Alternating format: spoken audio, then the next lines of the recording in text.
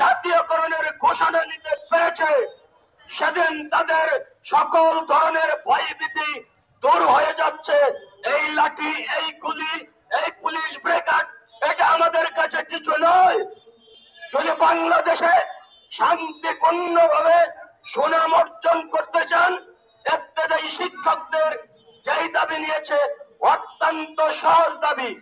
তাদের যত্ন বরাদ্দ আছে, সেই বরাদ্দটুকুর উপর এই অনুদানবিহীন শিক্ষকদের আপনারা একটি নোটিশ দিয়ে দিবেন, একটি আবেদনের জন্য গণবিজ্ঞপ্তি জারি করে দিবেন।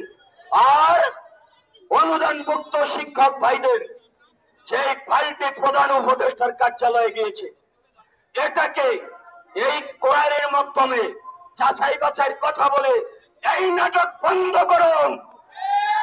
এই ফাইলটি স্বাক্ষর করে দিয়ে এই জাতিকে বিদায় করার চেষ্টা করুন।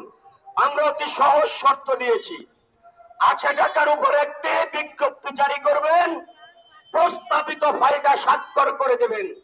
এই দুটা দিলেই আমাদের আন্দোলন শেষ করে আপনাদের প্রতি কৃতজ্ঞতা প্রকাশ করে আমরা বিদায় হয়ে যাব। আর এই দাবি পূরণ না হওয়া পর্যন্ত যত যা করা লাগে, যত পরিস্থিতির সৃষ্টি হবে, এক পা পিছপা হবে না ইবতেদায়ী শিক্ষকরা। আমি ইবতেদায়ী শিক্ষক সমিতির মহাসচিব হিসেবে এই ঘোষণা দিয়েছি, আপনারা রাজি আছেন কিনা হাত তুলে দেখান। প্রশাসনের ভাইয়েরা দেখে যান, তারা আপনাদের কোন ওই চোখকাঙ্গানিতে লাল চক্ষু থেকে পিছপা হবে না।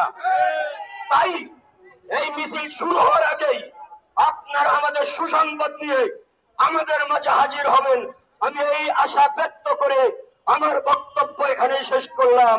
আল্লাহ হাফেজ।